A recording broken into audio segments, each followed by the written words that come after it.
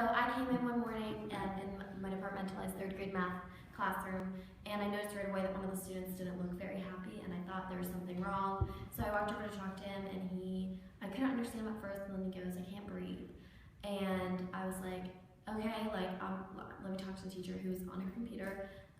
This was in the department lines. Yeah, and this was just her homework group. So most of these students she doesn't even teach. So they come in the morning, they open up books or they don't, and she doesn't pay any attention to them, and they sit for like 15 minutes and then they go to their class. So she goes, well, fill out a form for him. And I said, I think he's having an asthma attack, he cannot breathe. Like, I don't know if we have time to fill out a form. And she said, I'll send him with a buddy down there. And I said, can I go with him? I don't think another student should go with him. And she was like, no, he'll be okay. So she sends him out with a buddy. And then she goes, actually, why don't you go and send the kid back? So I like run after them down the hallway, send the kid back. And I'm walking this kid down the office, I'm talking to him, like all this stuff. And I was really scared. Like, I've never dealt with that before. And he's like, slowly, his breath was getting worse and stuff. And I get him down to the nurse's station, and the nurse is like, you're at your sister's house again. Like, he wasn't getting the medicine. He wasn't getting his medicine. So, later he like rejoined the class or whatever, but I found out he had to go back to the nurse's station later in the day because that teacher never told any of the other teachers that this was going on with him. He never got his medicine because he was sent home, like his home situation was up in the air, I guess. Did she know his name? Yes. Okay. She that was a didn't. different one. Yeah, she didn't know one of the kids' names like that. But it's like health now because none of those teachers are communicating with each other. Like, she didn't send out an email or anything like, hey, like, if you have Christian today, like, he's having an issue. She didn't know that he wasn't at home with his parents. Like, the nurse knew because she asked the kid, but like the teacher never took the time to ask the kid, just sent him down to the nurse's station, and then he had to go back. And it was like the next week too, he had an issue too. So it's just like really upsetting to see something like that because none of the teachers are communicating. And then I don't know if on Tuesdays, I saw them have a team meeting with all of the other math instructors, but like, how do you follow a specific student when all the students have different, it's not like you could have like a team meeting and meet with all the language arts teachers and because it's not like there's not a team for each subject. All the kids have different teachers that they go to. So for you to I see what you're saying. communicate one child's plan, you would have to, because you have probably like 60 students, and for you to meet with every teacher about one specific student, that's impossible. The class doesn't go together. Yeah. If it's like all the kids have the different same tracks. So how do those teachers communicate with each other about how the student's achieving or how the student's doing and how do you integrate? Well, it's almost like It's like that's high impossible. school. Like high school. It is. Yeah. That's high Yeah. school. It's third grade. Yeah. But Yeah. the kids aren't ready for it. No, age. they're not. It's not developmentally appropriate. Yeah. I don't think they're responsible enough either.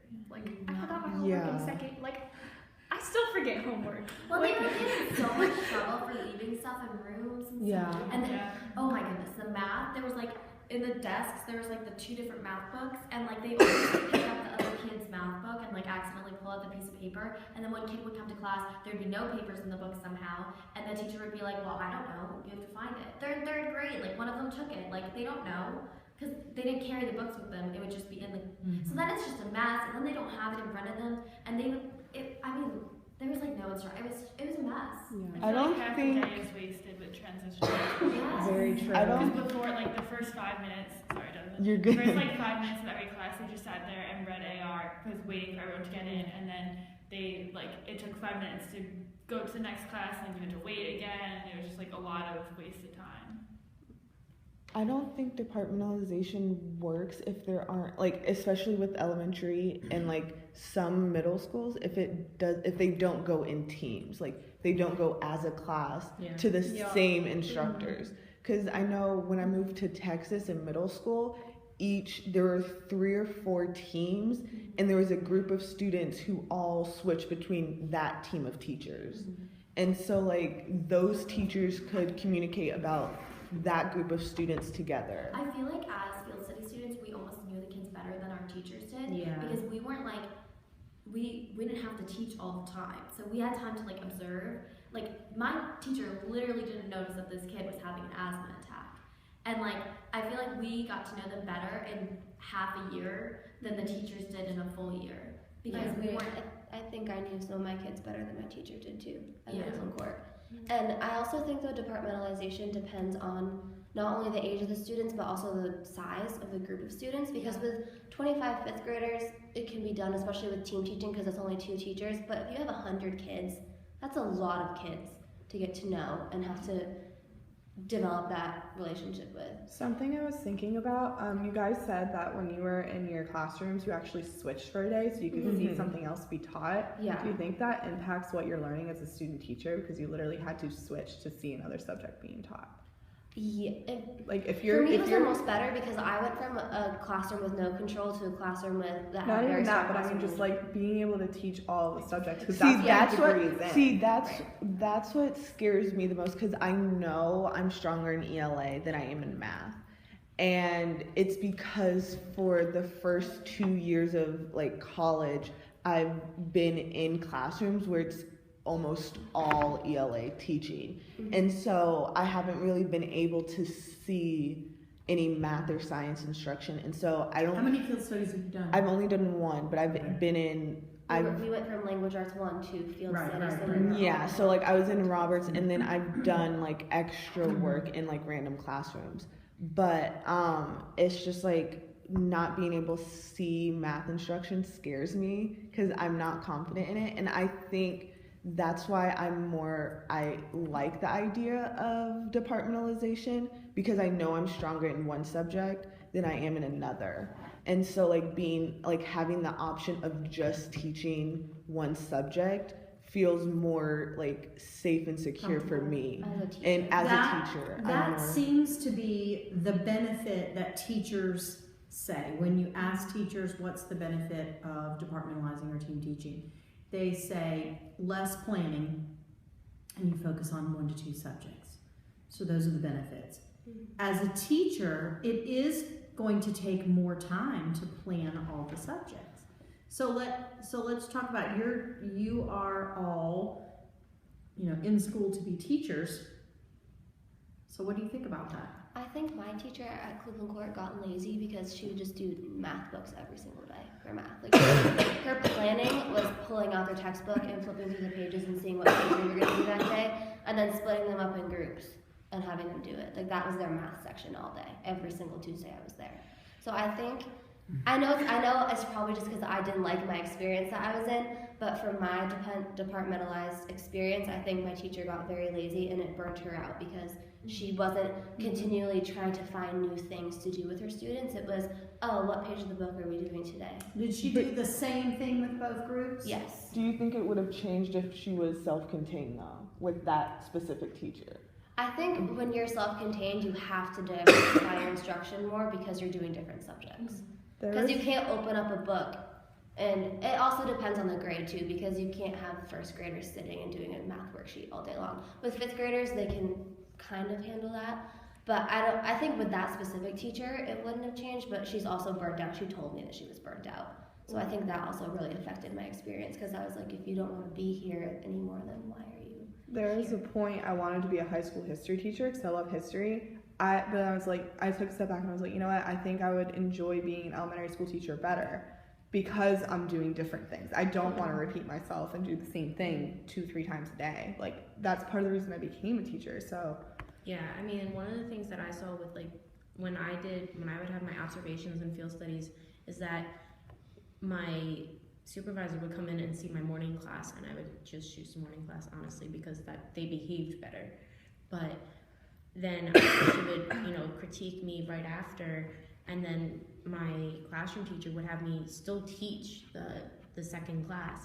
So the things I learned from having my critique, I did better in the next And time that is a I taught it. plus. And because I That is a did plus. my observations on the second class. And so what my teacher did for me, she had me teach the first class and she would critique me. So I would be even better for my observation. That's what my Yeah, teacher did. And that's what I really So- liked because she had me like be So reflective. let's listen to this conversation for a minute. I just want you to step back, okay? And I totally agree with you. It happened. I mean, that's what it is. As teachers, or as pre-service teachers, what we're saying is, I learn from my mistakes in my first lesson, and I teach my second lesson better. Okay, now let's go from the student viewpoint. Yeah, that's I what think I always that's fair for felt. the students. It's not fair. Because if you do a really bad job in your first lesson and then your second class gets better instruction. Well, getting better instruction is okay, but if the reason why we're doing this is so that we can just teach it 3 times and get better each time, I'm not sure that is I the think like reason why to do that. Do you understand what I'm Yeah. saying? Yeah. Well, especially if the same groups are going the same order to your class. That first group that you're going first compared to the last group is going to be getting the So same did type. anybody departmentalize and change classes more than twice? Yes, we You have did. 4. We have 4 different classes. 4. Okay, so and you said 3 of those lessons were the same Mhm. and 1 was different. Mhm. So there really was only differentiation for the lower group. Mhm. So did the 3 lessons come in order? Every single day it was. I'm trying to think. Blue group, which was the lowest group, was the very end of the day. I'm trying to think. Yeah. Middle Language arts or math? language arts. Yeah.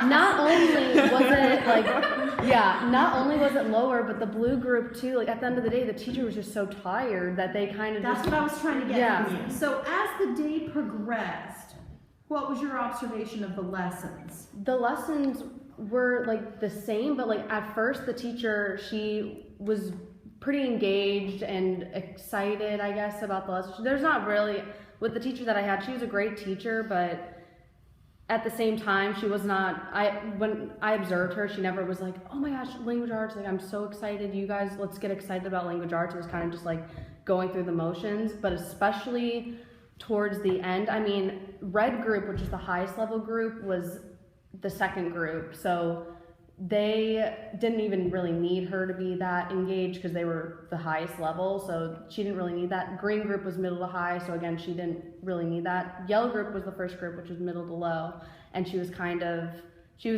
excited about that, which is important because they were kind of lower. But by the blue group at the end of the day, and they're super low, they were tired, she was tired, and just it wasn't even beneficial the way she differentiated it because they weren't getting anything out of it anyway. So. Yeah, like I would with my in my field studies, I would work with there was like a specific student I had that was an ELL student that I did for a case study for ESOL, and I would bring her to the back and I would like pick out a book that was like below her level, so I know she would do it, and then I would like gradually go with her through different levels until she couldn't get like 4 or 5 words on a page, and but when she did get a word right, that she would just stop that and like rethink and like use the skills that she learned in her reading class.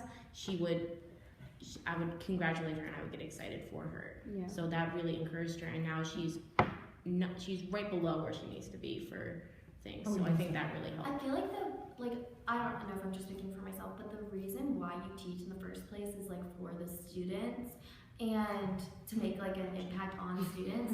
And I think like a lot of the times when like you ask a teacher what the positives of like their departmentalized experiences, it's like, oh, I only have to teach 1 lesson, like blah blah blah.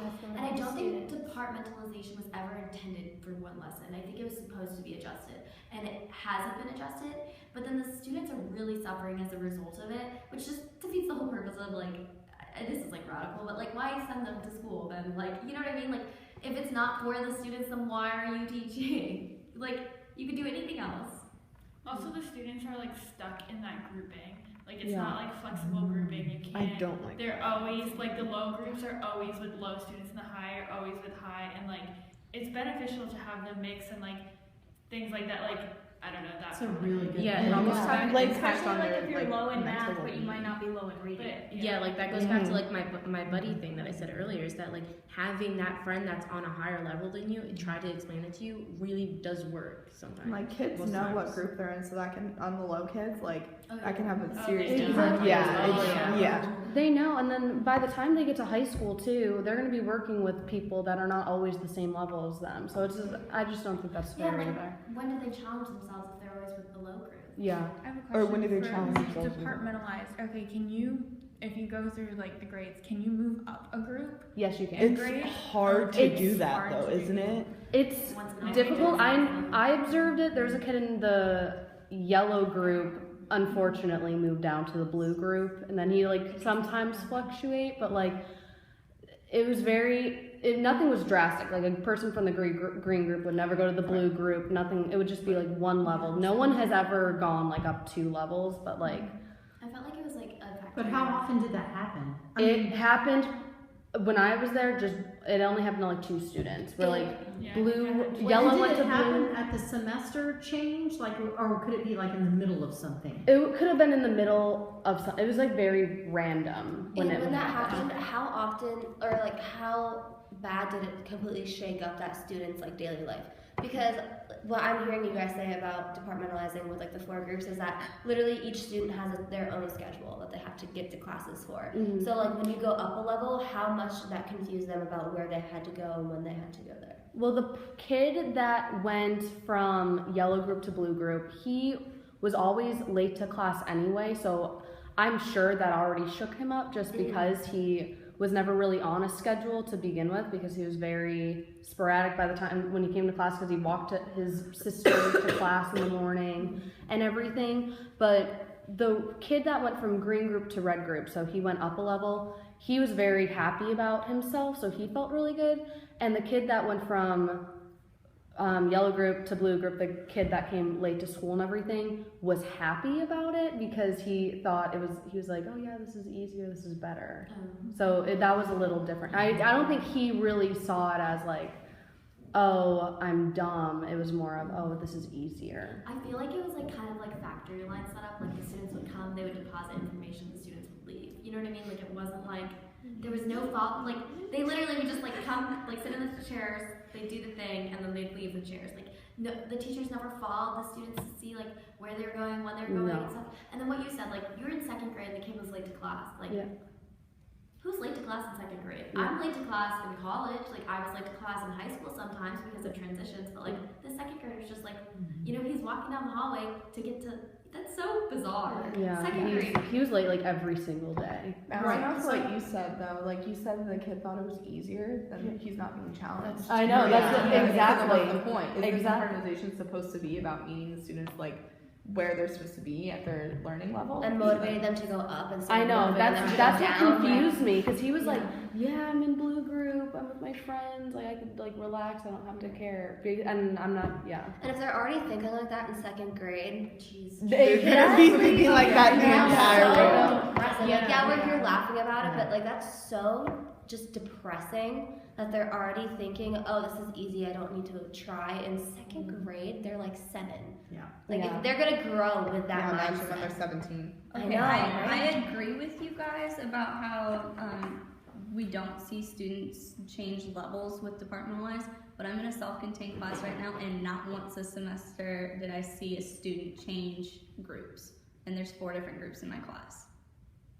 Like, I've never seen a student fluctuate from a blue group to a teal group or anything. It's always the same exact kids. They know what groups they're in, and it's still self-contained. And my advanced So you kids got the will same always- problem, Yep.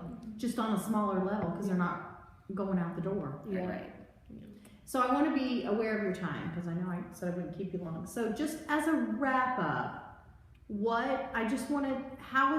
how does this impact you, your learning as a teacher? If you can come up with maybe 2 to 3 sentences, you can talk about how it's impacted your learning and how, you want to say something first? No, I've been wanting to talk All right, about it. how it's impacting your learning, or it's impacting the decisions that you make about what kind of school you want to teach in.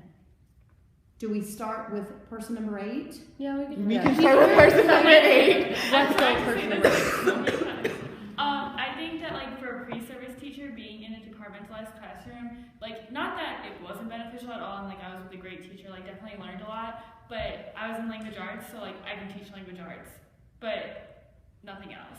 So like if I was to be, I mean like I know I still have time left, but if I was to like graduate and have my own like self-contained classroom, like I wouldn't know how because I've never seen it. So what if you had an internship like that? In departmentalized and then went to self-contained. I would be mad. That's what, Yeah, that's what- yeah, that's yeah. I'll be so mad if I get another departmentalized. I was just telling Carly because I feel like if you're in a self-contained and you know how to run an entire day and like all the subjects of the class, it's not very difficult to go into a departmentalized room like class, but if you're in departmentalized, it's like a huge jump to try to go into a self-contained classroom. So like, I mean, yeah, it's good to see as long as we get both of it, and like I know that like I still have more time, but after being in departmentalized, like it's like I couldn't do a self-contained class kind of thing. Like you can't go that way, you can only go the other way. So like I feel like that's not as helpful to pre-service teachers as self-contained classroom. I have a question. When putting students into like field studies and internships, does the EDU office look at what type of school it I think is? we've got to start Can we doing please that. Because like, If I or was like doing at it, least like, I'm choosing my cause It has, so I it don't think it's been a varies. factor. Can it start? Can I email you? That's something we've got to look at, but let's not get to that. Yeah. I think like as a future educator, personally, I would never want to teach a departmentalized school. Like I have a serious problem with it, and like I just know I'm gonna be happy because like what Laura said, I questioned if I wanted to be a teacher. Like I could even talk to you, I was like, I hate this. Like I didn't know that teaching was like this because that was my first field studies. So yeah, as a future teacher, I know for sure I would choose not to teach in a Which is why we try to give those Roberts experiences too. Yeah. See, I think as pre-service teachers, we should be in self-contained for like our field experiences because like she said, like it's easier to go from a self-contained to a departmentalized, but it's so different to go from a departmentalized to self-contained. Like I don't know how to run a self-contained classroom. But unfortunately, we don't have a lot of control over that because you're supposed to be in a non-Title I for your first. Well, there's very few. I don't think I was. non-Title I'm I. pretty sure Cleveland Core is the Yeah, Title but it's I. not consistent Title I. Like Okay. last year they weren't, this year they are. Next year we don't know. They Okay. teeter on that percentage. Okay. And so we use them, we use Valley View, that's not, I heard Valley View is That's getting turned to a Title One. yeah, but right now they're not. See, that's the problem. We don't have many schools to choose from. Especially in Lakeland. Yeah, Polk. so, Okay. so anyway, all right, somebody else? I'm glad that I was in a departmentalized classroom because I know now that I do not want to be in one. So it was a great experience to see how it is run and to see how that school dealt with departmentalized classrooms. But as a future teacher, it's going to be hard, like you said, to go into a self-contained classroom. And I came in to being an elementary education major, knowing that I wanted to teach all subjects, and I'm confident with the education here at Florida Southern that I will be able to teach all subjects, and I'm teaching for the kids. So I would much rather be in a self-contained classroom because I don't want to be teaching the same thing every day. Yeah, I mean That's boring for me. That's boring. Yeah. Yeah, like at this point, I would probably rather be in a self-contained just because of what I heard from everyone else and how they've had different things of departmentalized and self-contained. But one of the things that like I look for in teaching and that I really connected with and influenced me to become a teacher is that when I was in elementary school, I had that connection with my teacher that they knew what was going on with me and they knew what was going on with my classmates, so they were able to help us. And I get that in my departmentalized? I got it, yes. And did my teacher get some of it? Yeah, but it was more of the students that she was having trouble with. Some of the students, like, she would have to think about, like, do they have brothers and sisters? Like I knew just because I took the time to like talk to them and everything like that. Where as you know, right now we don't have all the background, like we don't have behind the scenes stuff of, you know, paperwork and all that stuff for teaching when we go into field studies. But when we get there, departmentalized, we're gonna have that. And self-contained, you still That's a have lot it. of folders to read if you're Yeah. departmentalized. So it's just a lot more of I want my basics of what influenced me to become a teacher. I want to hold on to those because that's what made me choose my major. Anybody else? Pretty much what everyone else has kind of said so far. I appreciated being in a departmentalized classroom because I don't think it gave me an experience that I never would have had because I grew up in a self-contained elementary school classroom, and I don't think I'd want to teach departmentalized ever because the way I saw the teacher I was with didn't connect with the kids. Even like the administration didn't really know any of the kids because they were, which I mean, I went to a really small school too, so I don't think I'd ever want to teach in a large school. but just departmentalized for me didn't mesh. It didn't mesh with my views of being a teacher. Like everyone else has pretty much said, like I wanted to be a teacher because I wanted to help students, and I would rather do the extra work and planning out every single subject every single day and knowing my students are benefiting than only teaching 2 subjects and having little planning but not knowing my students. Like I'd rather put in that extra time and that extra effort to plan and get to know them than have 80 students but only have to do 2 lessons a day. That to me, that just doesn't make any sense. And I think just like on like a personal note that, you know, just thinking about it and talking about it is that like when I become a teacher and I have my own desk, like we'll try to have like just a little list like taped to my desk of why did I become a teacher. So when I have those moments of like, why am I here? Why am I doing this? I can look at that. Kind of like how Ms. Powell's always said, you know, make a folder of like the little gifts you get from your students. I have a folder of the cards my field studies kids gave me when I left. So Anybody else last thoughts? Okay, Okay. so I think it's crucial for pre-service teachers like ourselves to be in both situations, self-contained and departmentalized. I don't necessarily agree with doing the 3 or 4 class switches. I don't feel like that's helpful to students, especially hearing from what you guys said, and I'm sure it happens in more than just their school. But team teaching I feel like is very beneficial. I think at the end of the day we need to have the self-contained for those primary grade levels and then team teaching for intermediate so that it starts to help them prepare for junior high and high school where it is completely departmentalized. I think the key element in team teaching is who you're teaching with. You need Yes. to have that connection. Got to Because have that these connection. 2 teachers were not connected They at all. were Like they were socially friends. they were fine, but Yeah, they didn't but they need to, communicate like, with their Professionally, Yeah. they didn't like. As teachers. they Yeah, need to as know. teachers, they didn't communicate well enough to put both of their ideas It together. was different It to sounds the like point they they had headed their philosophies. Yeah. papers differently. Like their whole classroom management was completely different between each classroom. Students would get confused. Like it just And like if you I team very teach, it agree has to with you. be like you have to be connected in that way. Basically like one. Yeah. All yeah, it right. kind of needs to be like Ms. Powell. It's just like they have that connection. Yes. and They have to be work bosses or work wives. All right, I'm gonna thank you all.